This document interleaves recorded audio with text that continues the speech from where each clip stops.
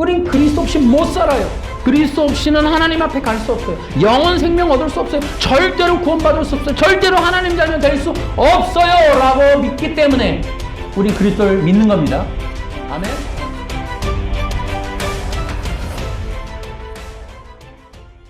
지금 우리는 진리 회복과 영의 분별이라고 하는 매우 중대한 그런 기점에 우리가 서 있다. 무엇을 분별할 것인가? 종교의 영에 대한 분별을 해야 된다. 그 이유는 영혼 구원과 또 우리 이 그리스도의 복음 이것들을 회복하기 위해서 그러한 분별을 해야 한다.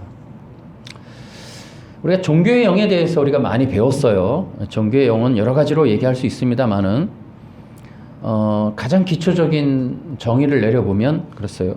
유사 기독교의 형태를 띤 인본주의, 이게 이제 종교의 영이에요.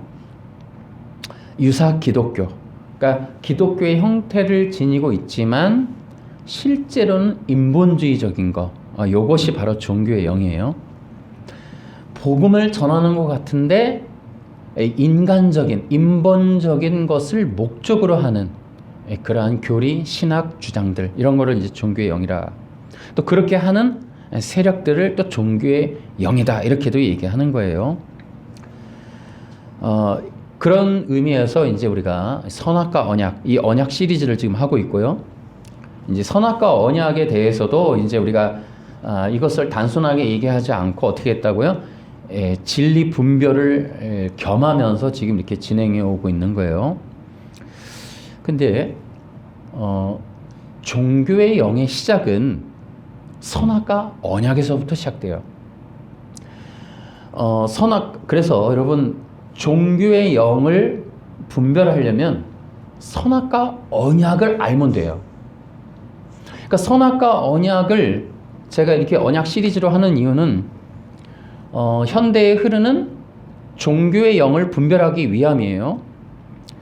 그래서 여러분, 선악과 언약 시리즈가 지금 길게 진행되면서 우리가 여러 가지 이 선악과 언약과 관련된 이런 어떤 종교의 영의 전략들을 좀 살펴보고 있다, 이렇게 보시면 되겠어요. 여러분, 분명한 것은 창세기 2장 17절 선악과 언약에서 사탄의 진리가 왜곡이 돼요. 그리고 나서 어떻게 돼요? 인간이 범죄케 되죠. 여러분, 사탄은 인간을 범죄케 하기 위해서 선악과 언약을 뒤틀어 버려요. 뒤틀고 왜곡하고 변질해서 사람으로 하여금 잘못된 생각과 마음을 먹게 하고 그런 것들로 인하여 잘못된 선택을 하게 하는 그런 일들을 하게 된다. 구체적으로 가면은 사탄은 어떤 것을 왜곡했고 어떤 결과를 만들어냈나요? 그렇죠? 선악과 언약을 왜곡해서 인간의 욕구, 욕망을 충동질을 하죠.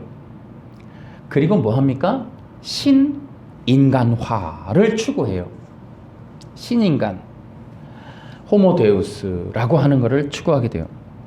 인간이 신격화되는, 엄밀히 말하면은 인간이 신이 될 수 있는 가능성이 있다. 그런 요소가 있다. 그런 내재적 힘이 있다. 이런 것들을 주장하게 된 거예요.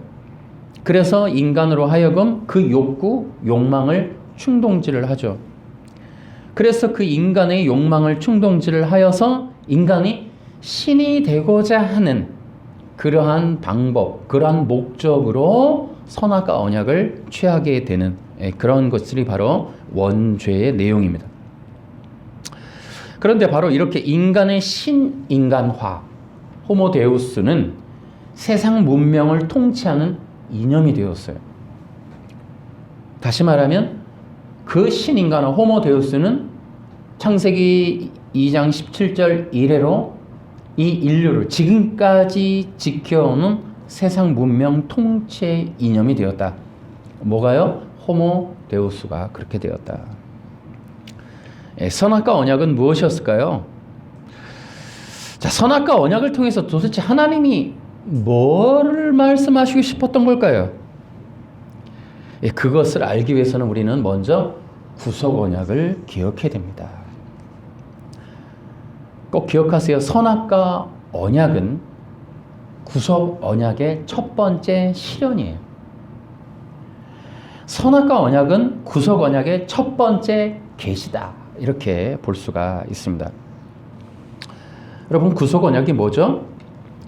영원전 삼위 하나님의 영원한 구속의 언약이에요. 여러분, 우리가 이제 그런 얘기를 해요. 이제는 좀 배워야 되지 않냐? 성경을, 신학을, 일반인들이, 성도들이. 그러면 여러분 기억하셔야 돼요. 이제 마태복음 읽어야지, 뭐 개론을 배워야지, 생장점을 배워야지, 이런 게 아니라, 예를 들어 이제 언약을 배우는 거, 이런 거. 그런 게 중요한 거예요. 이제 좀 더 우리가 진행되면서 더 얘기하겠지만은, 근데 여러분, 기억을 해보세요. 구속 언약을 배우는 건 선택이 아니라니까요. 필수예요, 필수. 다시요. 우리의 시각이, 여러분, 우리는 너무 육이야. 그러니까 저 너머의 것에 대한 인식이 너무 적단 말이에요.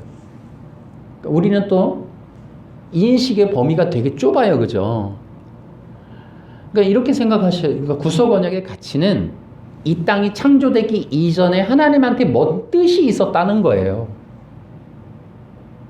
그것을 이해하시라는 거예요.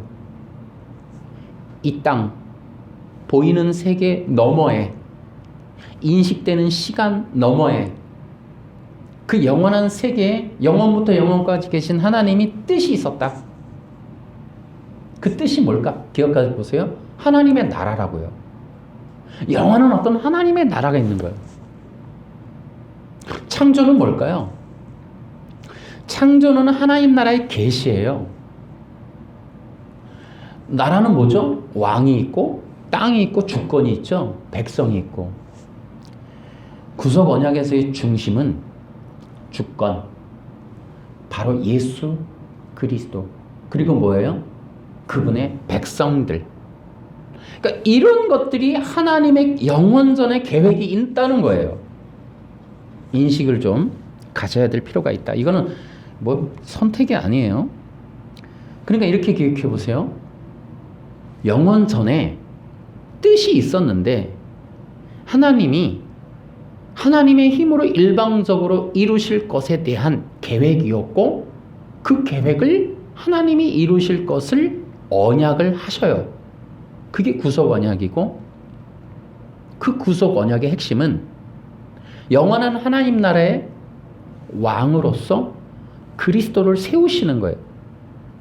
그 그리스도가 중심이 되고 그 그리스도를 통한 나라의 완성, 이런 개념이 이제 조금 세워져야 돼요.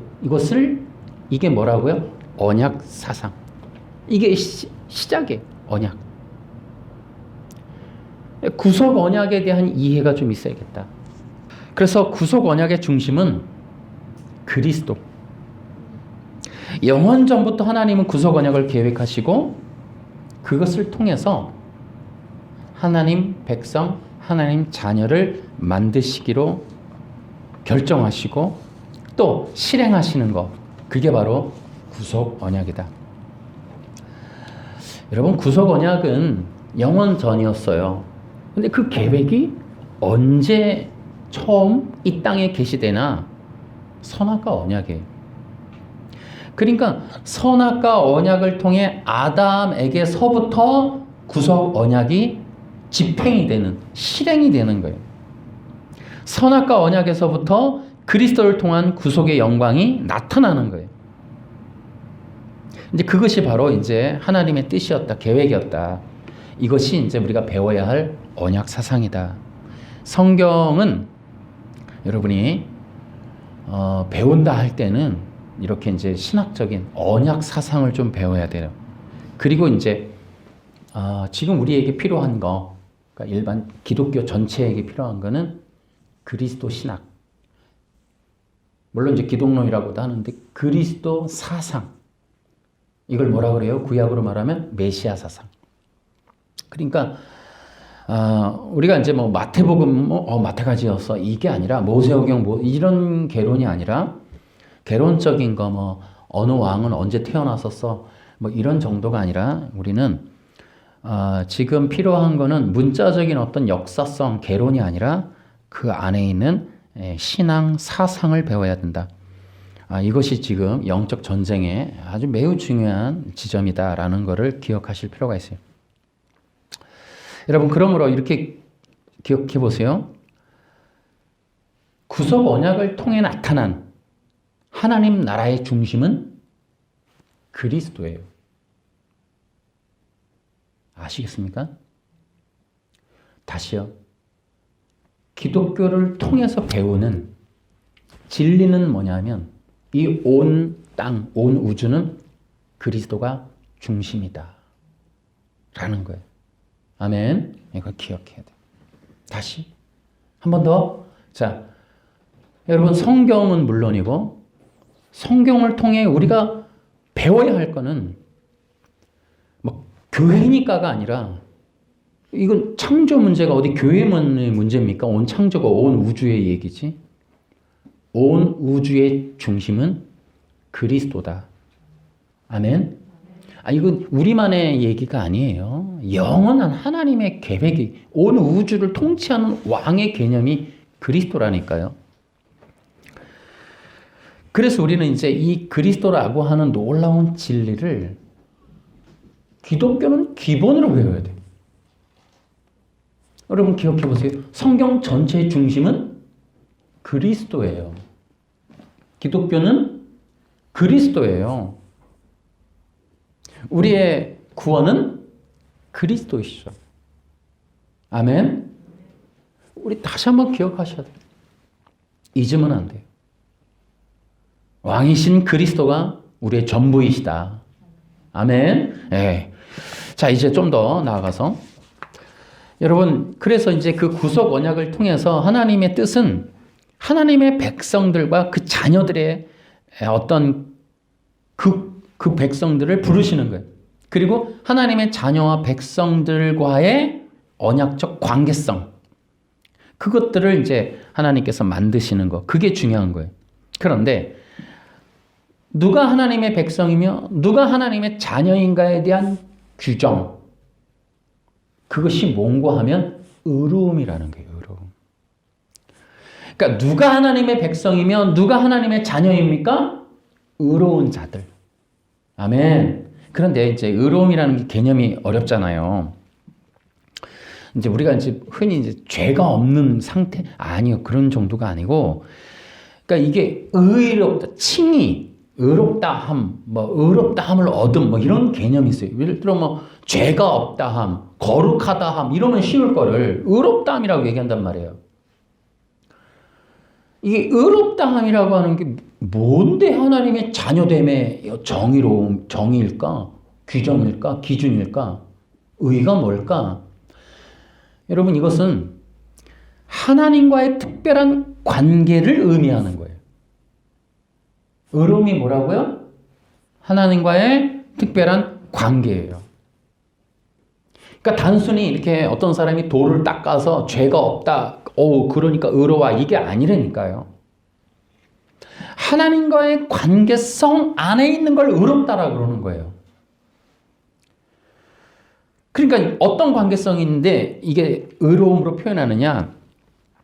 그러니까 예를 들어 뭐 친구가 뭐 이게 있을 수 있잖아요. 그게 아니고 하나님이 아버지가 되고 인간이 그의 자녀가 되는 그런 관계성. 그러니까 그렇게 이것을 한마디로 말하면 영적 질서 혹은 종속 관계를 의미하는 거예요. 이게 이제 인간의 본성은 싫어하는 거예요. 종속 관계 이런 말 너무 싫어하죠.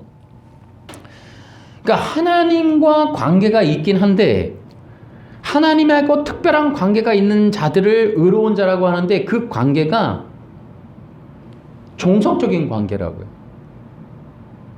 근데 더 무서운 게 있어요. 이 관계는 뗄래야 뗄 수 없는 관계예요. 근데 여러분, 내가 이거 몇 번 얘기했는데요. 왜 뗄래야 뗄 수 없나요? 왜 그럴까요? 생명을 주고받아서 그래요. 생명으로 연합했기 때문에 뗄 수가 없어요. 어떤 증명서로 부부는 이혼 서류만 찢으면 끝이에요. 그죠? 근데 하나님과 그의 자녀는 이 자녀가 이 관계가 의로움이라고 하는 건 생명 안에서 맺어진 관계이기 때문에 못 떼어요.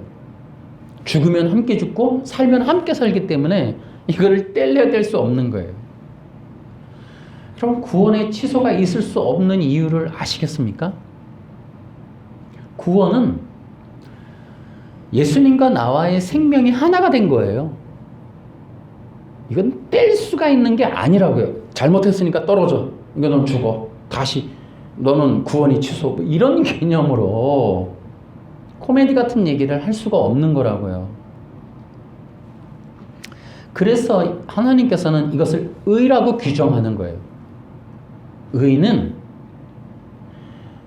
하나님의 백성들 구원받은 자녀의 조건인데 왜 의로움이라고 규정했느냐? 특별한 관계성을 의미하기 때문이다.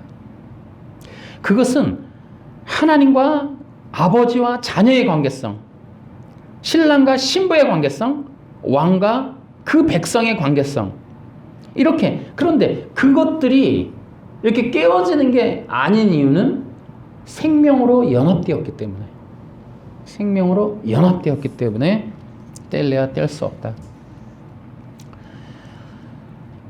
그래서 여러분, 이 특별한 의로움의 관계를 하나님이 원하시는 거예요.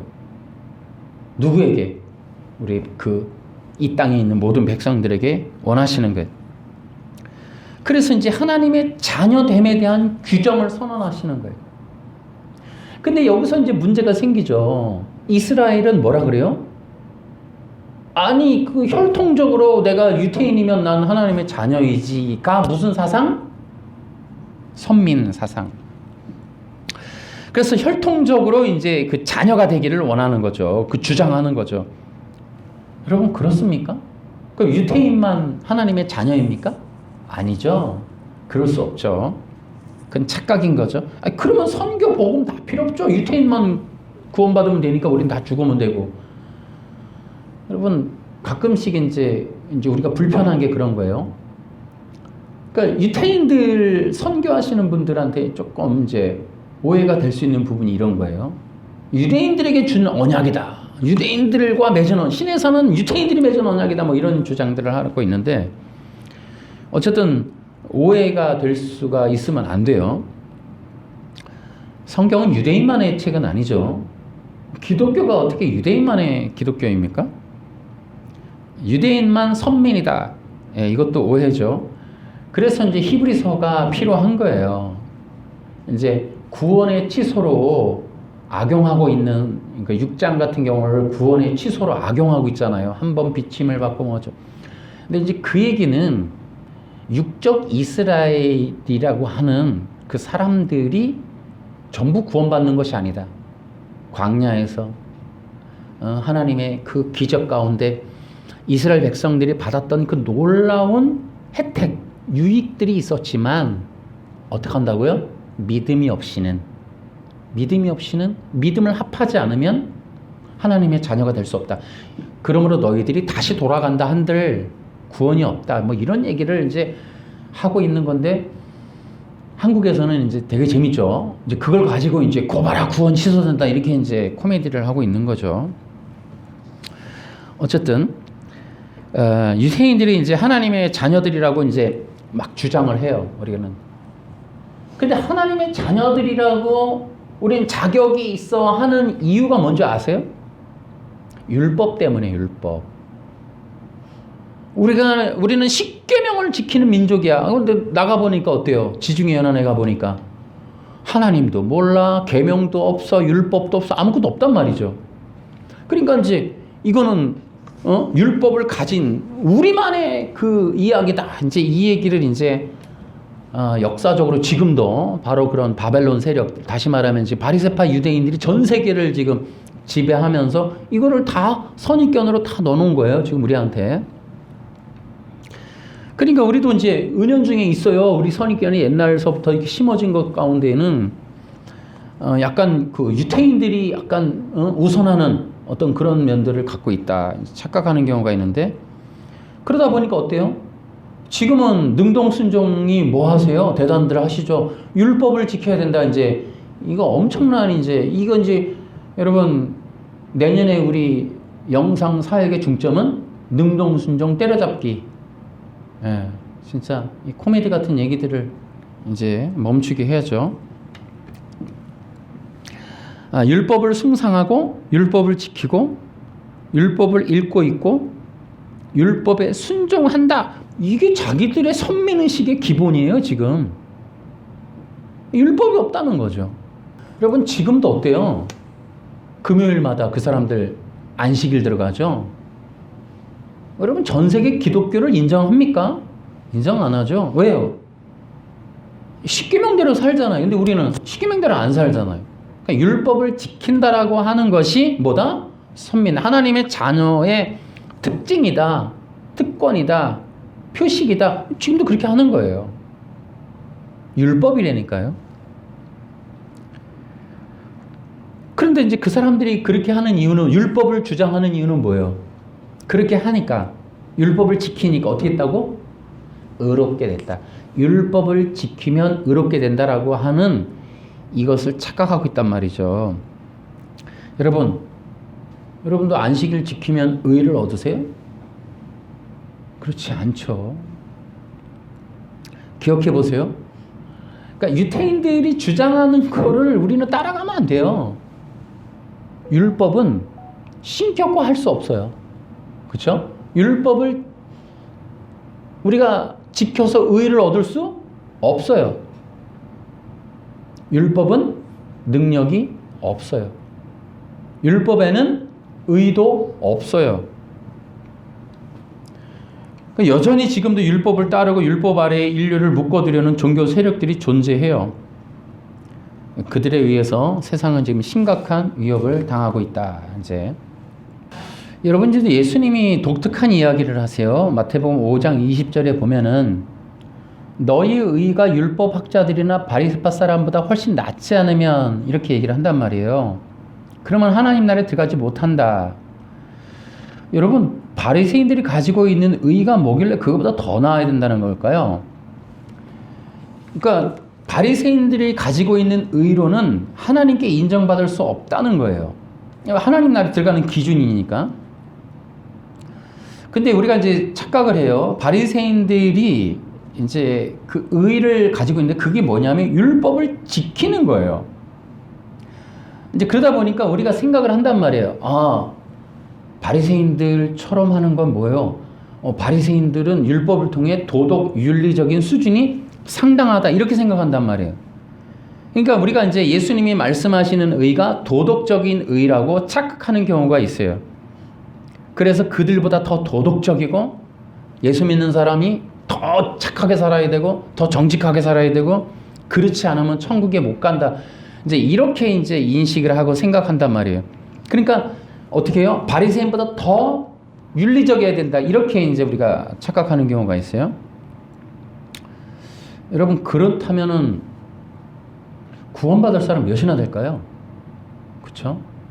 일주일에 2번 금식하고 바리새인들이 했던 그 삶을 우리가 어떻게 해서 하나님이 원하는 기준에 도달합니까? 몇이나.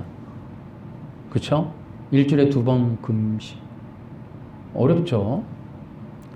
어쨌든 윤리적인 모습이라고 생각했는데 예수님이 말하는 건 그게 아니라는 거죠.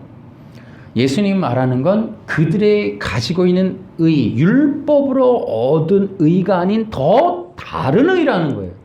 다른 의. 인간이 율법을 지켜서 의를 얻는다는 것. 여러분, 율법주의라고 하는 거, 이거 좀 생각해 볼 필요가 있어요. 여러분, 율법주의와 포스트 모더니즘은 똑같습니다. 율법주의의 문제는 율법을 지켜서 의를 얻는 거예요. 근데 이게 뭐냐면은 인간이 어떤 행동을 통해 법을 지켜서 의롭게 의를 얻어낸다, 이런 개념인데 이것이 이제 인본주의예요. 다시요. 여러분, 인본주의라는 말 되게 번역을, 그러니까 한문이 되게 잘 만들어진 것 같아요. 인본이라는 건 뭐냐면 인간의 기본, 인간의 근원적인 걸 의미하는 거예요. 그러니까 인간 안에 초월적인 힘, 인간 안에 있는 신적인 요소들, 인간이 신적인 존재가 될 수 있는데 그 신적인 존재가 되는 수 있는 이유는 인간 안에 있는 신적인 요소들이 있기 때문이다, 이런 말 한단 말이에요. 그러니까 인본주의는 뭐냐면 인간이 신이 될 수 있는 그 근원적인 기본적인 요소로부터, 기본적인 바탕으로부터, 인간의 내재적인 힘으로부터 시작한다는 거예요. 그게 인본주의, 인본. 그래서 뭐냐면요, 인본주의라고 하는 거는 이게 이제 아리스토텔레스라든지 이런 서양 철학에서도 나와요. 특히 이제 칸트 철학에서 이 도덕을 말하는 그런 사람들의 이야기 속에 뭐가 있냐면 신적인 내재적인 능력이 있다. 선험적인 능력이 있다. 이런 얘기들을 해요. 그래서 어떡하라고요? 그걸 개발해내라는 거예요. 그 힘으로. 응? 때로는 뭐예요? 계몽주의는 뭐예요? 여러분 아세요? 계몽주의. 응? 이게 enlightenment. 인간이 있는 그 빛을 끄집어내는 거예요. 인간을 깨닫게 하는 거예요. 도덕적으로, 지적으로, 이성적으로, 경험적으로, 계속적으로 이렇게 깨닫게 하는 거예요. 그래서 사람을 더 나은 수준, 더 나은 사회. 계몽주의 결과는 1차 대전, 2차 대전. 엄청난 거죠. 다 허망한 거예요. 이제 그렇든 인간 안에 있는 것들을 끄집어내는 거예요. 자, 이렇게 얘기하는 거 여러분 낯설지 않죠? 이런 것들의 최초의 시작은 그리스 철학. 그리스 철학의 기본은 뭐예요? 영지주의. 영지주의. 그노시즘. 지식. 여러분 1 더하기 1 이런 지식이 아니고 뭐예요? 인간이 신이 될 수 있다라는 지식.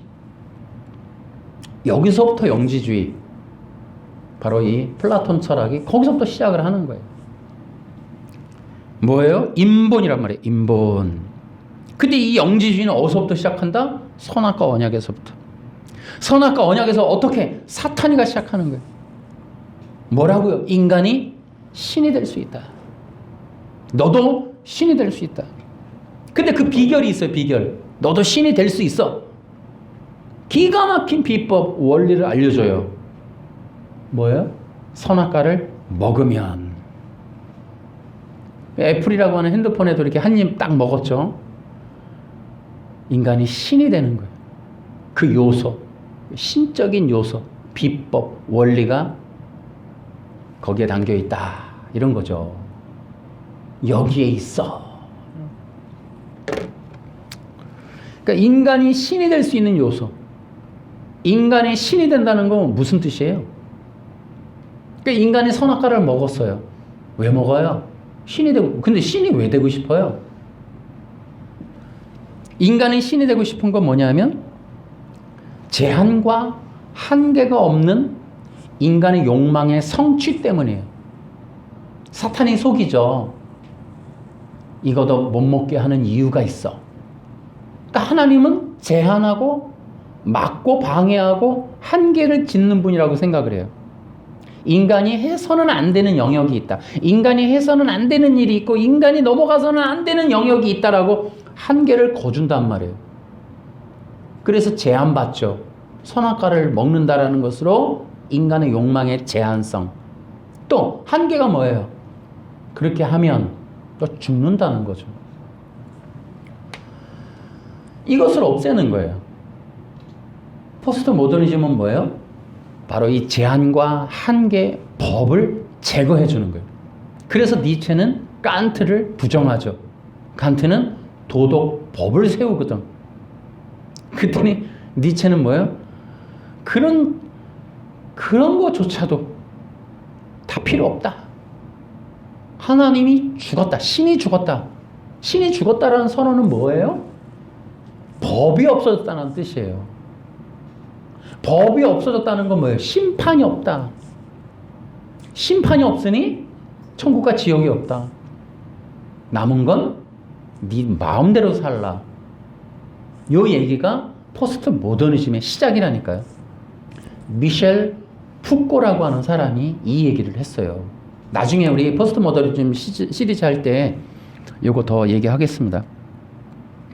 어쨌든 이 무서운 이단이 뭐냐? 인본주의다.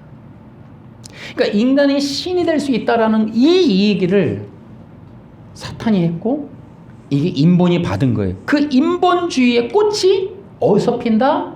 율법주의 안에서 꽃이 핀다. 그 율법주의가 신학으로 변질해서 다시 우리 기독교 안으로 스며들어온다. 이것들이 바로 현재 능동순종 같은 것들이다라는 거죠. 그러니까 이 시대에 적절한, 이 시대가 가장 좋아하는 종교는 포스트 모더니즘이 주도하는 이 시대에 정말 사람들이 좋아하는 기독교는 율법주의. 율법주의.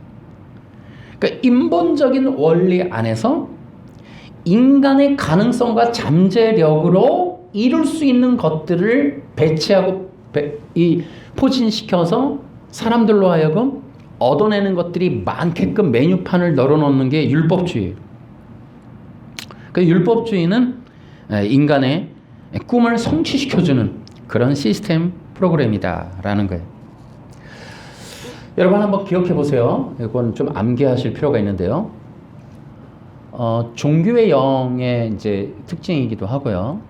물론 종교의 영이 바로 율법주의와 포스트 모더니즘이에요. 그러니까 이것들의 공통점이 있다는 걸 여러분이 한번 기억해 보세요. 크게는 두 가지로 얘기할게요. 그러니까 율법주의라고 하는 종교, 그 다음에 포스트 모더니즘, 이런 것들의 공통점 첫째는 신관을 없애는 거예요. 신이 없는 거예요. 그러니까 수직적이다라고 누가 표현을 하는데요. 하나님을 향하여 오래 나아가는, 여러분 그게 아니에요. 율법은. 율법은 자기의 행동과 자기의 규칙 지키는 도덕 법칙에 준하는 행동을 목적으로 하는 것이 율법이에요. 누구를 향하여 나가지 않습니다. 신이 필요하지 않은 종교가 율법주의예요. 포스트 모더니즘 시대가 바로 그런 거예요. 칸트는 형이상학을 인정합니다. 왜냐하면 인간의 도덕을 보았을 때 저 너머에 어떤 도덕적인 신이 있을 것이다.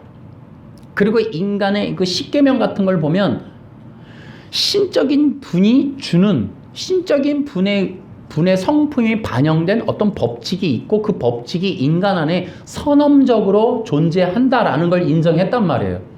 그러니까 니체가 그 짜라스트루라는 이렇게 말했다에 보면 칸트를 비판합니다. 칸트를 막 비판해요. 그러니까 저 너머를 인정했다는 것과 도덕을 지키라고 명했다는 이 얘기를 기분 나빠해요. 니체는 칸트에 대해서. 그래서 이 칸트를 부정하고 신은 죽었다고 팡 선언하는 거예요. 그러면서 뭐라 그래요? 나는 다이너마이트다. 내가 터지면 영향력이 클 것이다. 라고 하면서 죽었대요. 근데 여러분 10년을 정신병원에 있다가 죽었는데 21세기가 니체에 열광하고 있어요. 뭐예요? 포스트 모더니즘. 너무 고마운 거예요. 하나님을 제거시켜 줬으니까. 다시요. 신이 죽으면 법이 없어지는 거예요. 말씀이 사라지는 거예요. 이게 뜬구름 잡는 얘기가 아니고 우리가 사는 이 시대 얘기라니까요. 그러니까 포스트 모더니즘과 율법주의의 공통점은 신관이 없어요. 신을 제거한 거라니까요. 그러니까 지금 이 시대 사람들의 특징이 뭐예요? 주권자가 없어요.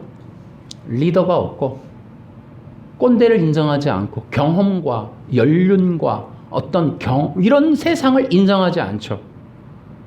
지도자? No.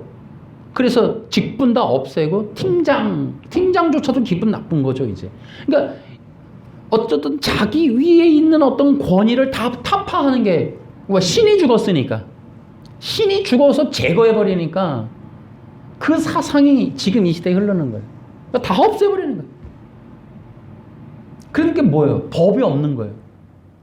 법이 없어요. 종교조도 보니까 뭐 출퇴근도 자유롭고 뭐 그런 어떤 룰에 있어서 굉장히 많은 변화가 있더라고요. 어떤 체제와 통치와 어떤 그런 것들이 없는. 근데 이게 종교까지 온다는 거예요. 신앙심에도 온다는 거예요. 어떻게 해요? 포스트 모더니즘.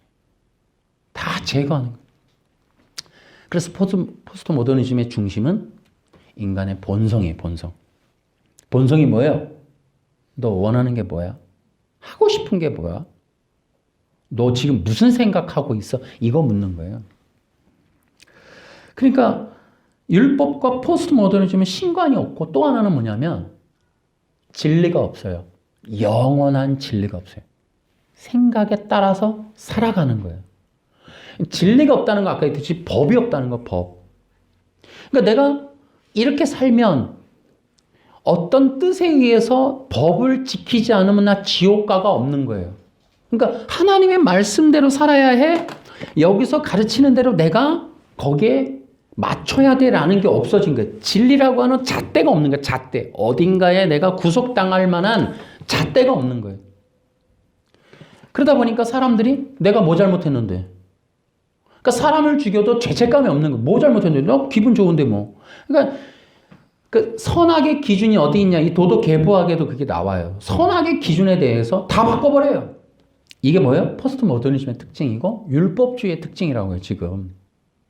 그러니까 우리 속에 지금 흐르고 있는 기독교 내부의 얘기하고 있는 거예요, 지금. 그러니까 너무나 웃긴 게 뭐냐면요. 죄, 구원, 지옥, 천국. 여러분 쉽게 들으실 수 있나요? 그렇지 않아요. 우리가 이제 설교라고 하는 기독교라고 하는 것의 본질은 바로 이 진리란 말이에요. 정말 영원한 구원과 영원한 심판. 예수 안 믿으면 지옥 간다. 뭐 예수 천당 불신. 이게 굉장히 강했던 때가 있었는데 지금은 흐릿하죠. 여러분 설교의 흐름을 보십시오. 사람의 필요에 집중돼 있어요.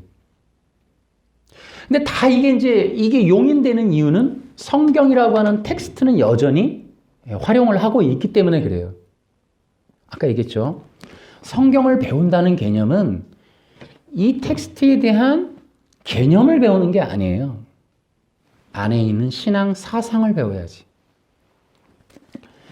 이제 그러다 보니까 사람들이 이제 문자적인 텍스트를 기억하다 보니까 그게 어떤 시스템 안에서 나에게 전달되어 오는지를 분별하기가 매우 어려운 거예요. 이 종교의 영인지 정말 진리인지를 모르게 되는 거예요. 여러분 다시 한번 또 기억하세요. 그러니까 기독교가 멸망한다면 여러분 지금도 우리 초대교회 이렇게 신약 성경에 있지만 우리 초대교회 성지순례도 가잖아요. 터키, 그리스, 연안, 로마 이렇게 다 없어졌죠. 여러분 다시 또 얘기할까요?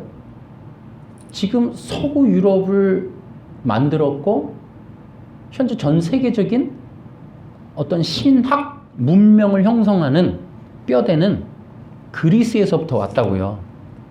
근데 그리스가 영지주의를 만들었다기보다 그게 이제 굉장히 크게 발전을 한 거죠.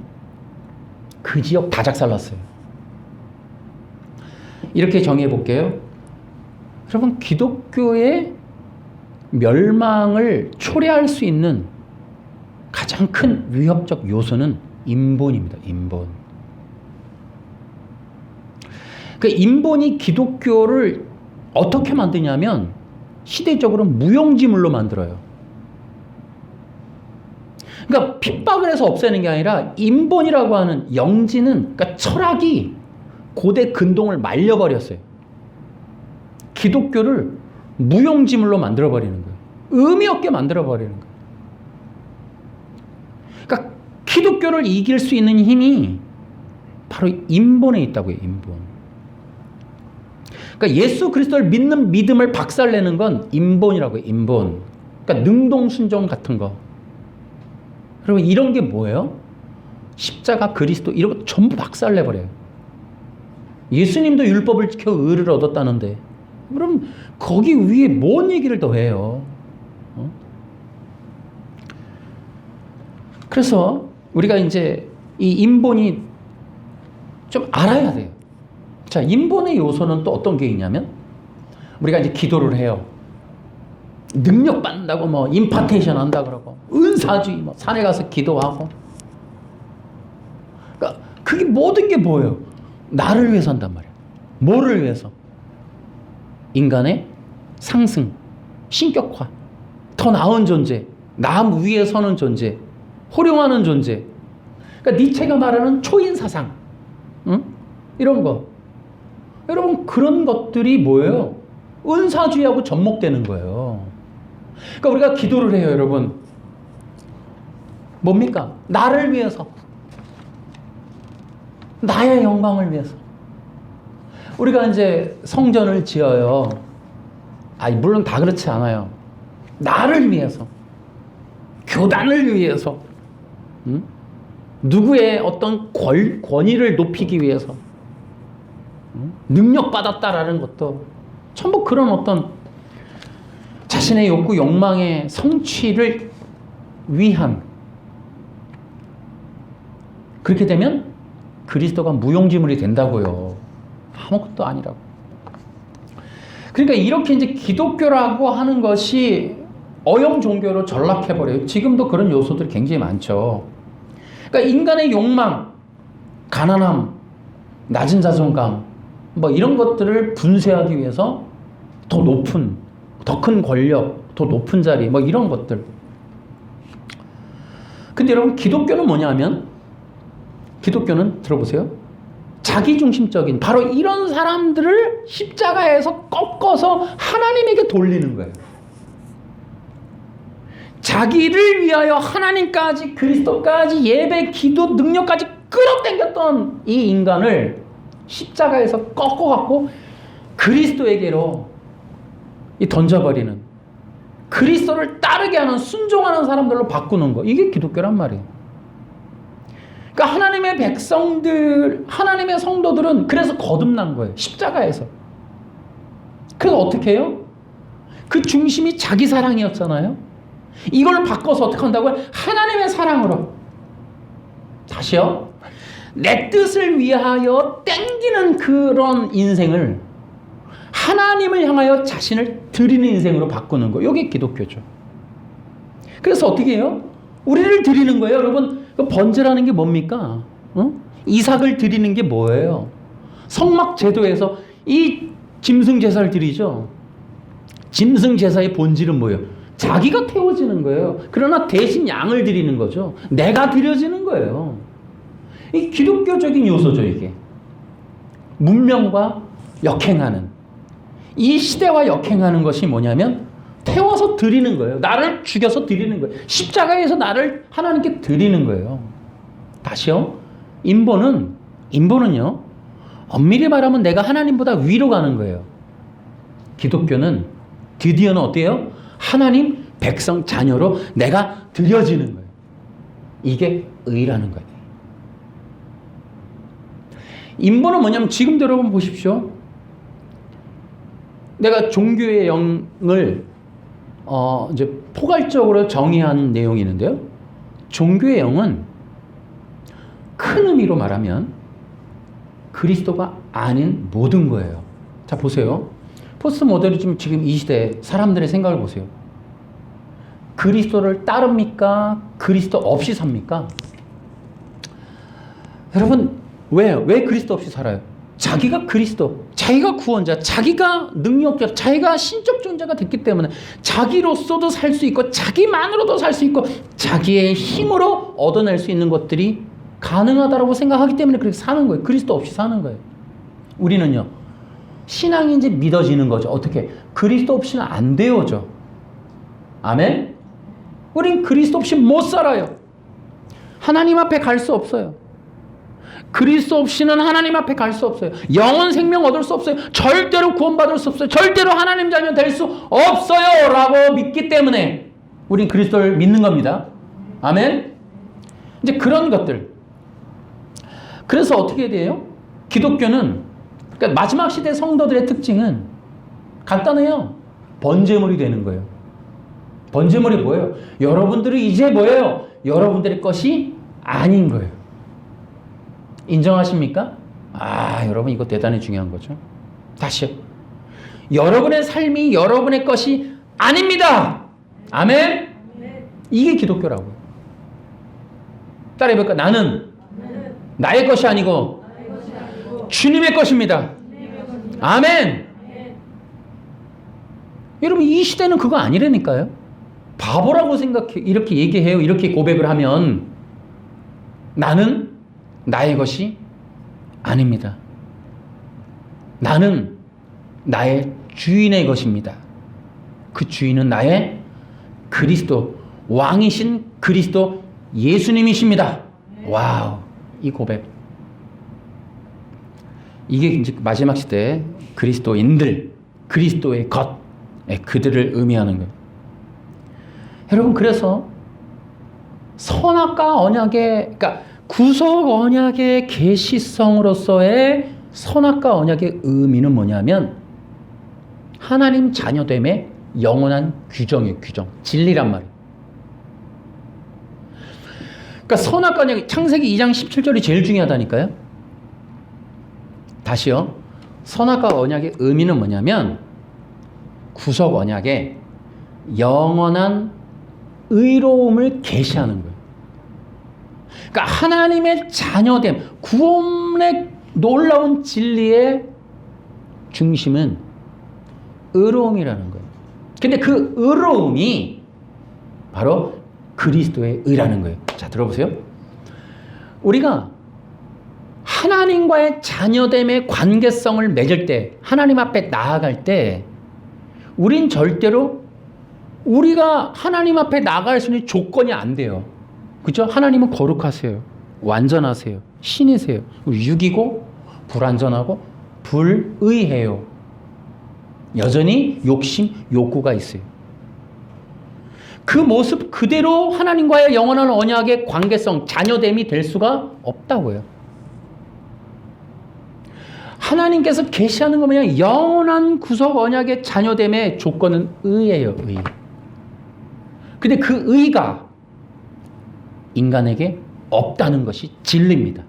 아멘. 따라해볼까? 하나님이 원하시는 의는 인간에게 없습니다. 그렇다면 어떻게 하나님이 이런 것을 요구하십니까? 하나님 당신이 바로 그런 의로우신 의를 주신다는 거예요. 그 의가 그리스도라고. 아멘. 우리 이렇게 고백해 볼까요? 그리스도께서 우리의 영원한 의이십니다. 아멘. 그래서 복음을 전할 때 예수님을 전하는 거예요. 그리고 바로 유대인들이 그 의로움을 얻기 위하여 그리스도께로 나오는 거예요. 갈라디아서에 나오잖아요. 여러분, 그래서 우리가 이제 이 얘기도 또 뭐 더 많습니다만은 그리스도의 의를 힘입어야 된다. 시작. 그리스도의 의를 힘입어야 한다. 자, 그것은 또 어떤 의미냐? 그리스도의 의를 힘입니다. 이렇게 보시면 돼요. 그리스도 안에서, 그리스도를 통해서. 아멘. 또 하나, 그리스도와 함께함. 자, 그리스도의 의를 힘입는 방법은 그리스도 안에 들어가는 거예요. 그리스도와 함께하는 거예요. 그리스도를 통하는 거예요. 그것이 뭐예요? 믿음이라고. 믿음. 아멘. 그리스도를 나의 주님으로 믿을 때 그리스도의 의를 우리의 의로 얻을 수 있습니다. 아멘. 정확하게는 우리가 하나님 앞에 의로운 자가 되려면 그리스도를 힘입어야 되잖아요. 그러려면 어떻게 된다고요? 그리스도 안에서, 그리스도를 통해서, 그리스도와 함께. 아멘. 너무 중요하죠. 그래서 그리스도의 의를 힘입어야 돼요. 그러면 힘입는다는 건 어떤 뜻이냐? 그리스도의 의를 입는 거예요. 그래서 그리스도의 의로 덮여서 하나님 앞에 나아가는 거예요. 그랬더니 하나님이 뭐라 그래요? 너는 나의 자녀다를 교리적으로 너는 의롭다라고 칭해 주신다라는 거예요. 자, 여기서 두 가지를 기억해 보세요. 여기까지. 자, 첫째. 이 전가 교리도 조심해야 돼요. 자, 여기서 이제 구원파가 등장하는 게 박옥수가 여기서 이제 등장을 해요. 박옥수는 봐라, 너 의롭다 하지 않았냐 성경이 로마서 3장에 너 의로워 의인이야 죄인이야 이렇게 얘기한단 말이에요. 그러니까 예수 믿으면 의롭다 한다고 써 있거든. 그럼 내가 의인인데 근데 네가 왜 죄인이라 그래? 나 죄 있어 없어? 나 의인이니까 죄가 없네?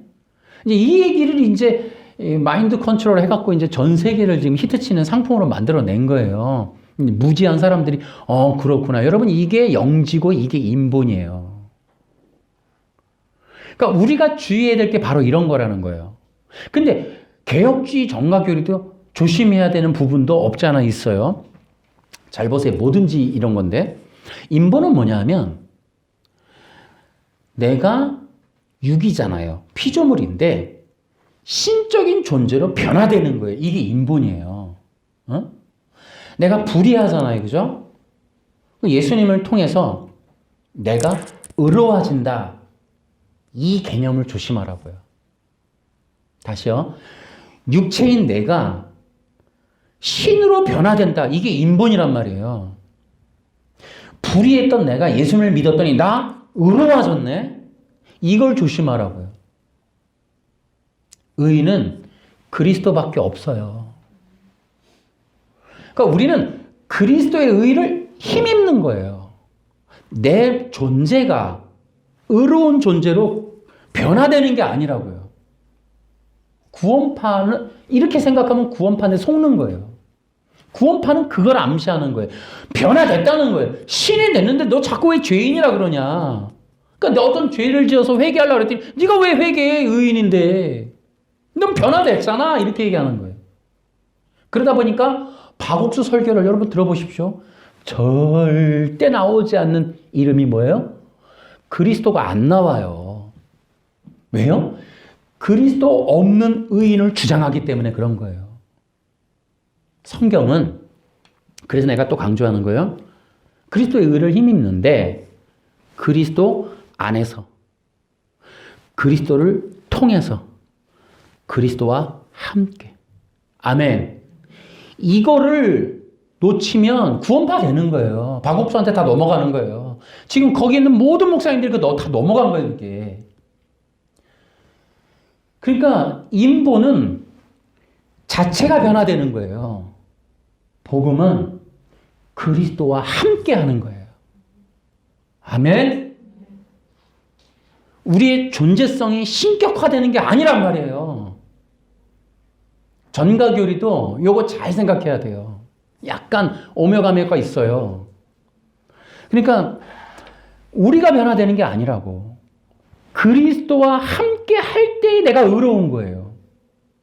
그리스도의 옷으로 입을 때 내가 의로운 거예요. 그러므로 우리가 영원히 하나님 자녀로서 살려면 어떻게 돼요? 그리스도를 떠나면 안 된다고요. 하나님이 나를 의롭다 할 때는 조건이 있어요. 반드시 그리스도와 함께 할 때. 이해되세요? 그래서 우리는 그리스도를 힘입어야 돼요. 한 번이 아니고 영원히. 그렇게 그리스도를 힘입어서 하나님 앞에 나아간 자를 의롭다 하는 거예요. 어떻게? 그분의 이름을, 예수님의 이름을 보고 우리의 자격을 보는 게 아니고 그리스도를 보고 우리를 의롭다는 거예요. 우리의 의로움은 그리스도의 의로움이신 거예요. 아멘. 이게 선악과 언약에 있다고요. 이게 선악과 언약의 뜻이에요. 그래서 어떻게 한다고? 그랬더니 가인이 어떻게 해요? 아니, 아담이 부끄러워하잖아요. 벗었음을 보고. 그래서 여러분 기억하십시오. 인간의 죄는 그래서 뭐예요? 그리스도를 떠나고 그리스도를 인정하지 않고 그리스도를 힘입지 않고 그리스도를 받아들이지 않는 거예요. 그것을 뭐라 그래요? 그리스도를 믿지 않는다라는 거. 그게 죄예요, 죄. 왜요? 내가 신이고 나만으로도 내 권위만으로도 내 자격과 조건만으로도 충분한데, 다시 얘기할까요? 아담이 그리스도를 거부한 이유는 뭘까요? 아까 얘기했죠. 포스트 모더니즘의 특징이 뭐예요? 신관을 없애고 진리를 없애는 거예요. 여러분, 아담이 싫은 이유는, 그리스도가 싫은 이유는 그리스도의 제한성 때문에 그래요. 여러분, 교회 나오라 그러면 어떻게 해요? 하고 싶은 거지 못 하잖아요. 술, 담배 못 하잖아요. 놀러 가고 싶은데 못 가잖아요, 이제. 목사님이 전화하고 신방하고 막 이렇게 귀찮게 하잖아요. 그리스도를 떠나는 이유는 한 가지라니까요. 그리스도를 거부하는 이유는 제한과 한계. 인간의 욕구, 욕망이라니까요. 자기가 구원이 통로가 되고 자기가 구원의 조건이 되고 자기가 구원의 권위, 권세, 영광을 받으면 하고 싶은 거. 여러분, 이단들 보세요. 금지되는 항목이 있나요? 피지도 가고 뭐 돈을 빼돌리고 뭘 하고. 인간은 내가 하고 싶은 거 하는 거예요. 그 내가 하고 싶은 거의 정점이 뭔지 아세요? 그 이름의 영광을 날리는 거예요. 그리스도 대신. 그 영광을 날려서 어떡하라고요? 모든 인간들을 자기에게로 끌어모으는 거예요. 그리고 어떻게 해요? 자기 이름이 경배받는 꿈을 꾸는 것이 그리스도를 거절하는 근원적인, 근본적인 이유라는 거죠. 자, 그러므로 이제 결론이 도달했습니다. 여러분, 이 시대가 그래서 진리사역이 필요해요. 첫째는 시대적인 사상과 죄의 본성 때문에 그렇습니다. 기독교가 진리사역을 해야 하는 이유는, 다시 말하면 신을 회복하고 절대 진리, 법을 회복해야죠. 그게 진리사역이에요. 우리는 뭐예요? 그리스도 없이는 영생이 없습니다라는 하나님의 구속 언약의 절대 진리를 우리는 귀찮아도 전해야죠. 예수 떠나서 여러분 영생 없습니다. 끝없이 전해야죠. 여러분, 하나님의 자녀들은 누구라고요? 그리스도 안에 있어야 된다. 그리스도 자녀들의 특징은 십자가에서 죽어진 자들. 죽는 이유는 은혜예요. 왜요? 생명의 관계로 연합되니까. 십자가에서 죽어야만 그리스도의 생명으로 하나 되니까. 이런 놀라운 진리들을 우리가 전해야 된다. 두 번째, 이 시대 사조가 기독교를 위협하기 때문이다라는 거예요. 기독교 진리만이, 여러분, 기독교의 진리로야만이 이 포스트 모더니즘을 이길 수 있어요. 왜냐하면 진리는 영원하고 강하고 또 하나밖에 없는 구원이기 때문에 그렇습니다. 여러분, 영혼을 거듭나게 하고 구원받게 하는 건 진리밖에 없어요. 자, 세 번째, 이 시대 진리사역에 필요한 이유는 십자가 때문에. 그래서 여러분, 십자가는 인본주의, 율법주의, 기독교, 종교의 영에 속아 있는 기독교에서도 사라져요.